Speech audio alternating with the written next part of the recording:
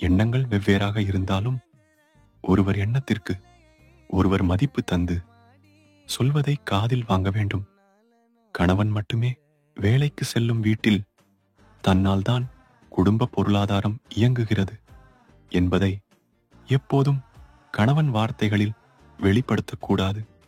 மனைவியும் வேலைக்கு செல்லும் வீட்டில் நானும் தான் வேலைக்கு போறேன் என்ற வார்த்தையை மனைவி அடிக்கடி சொல்லக்கூடாது.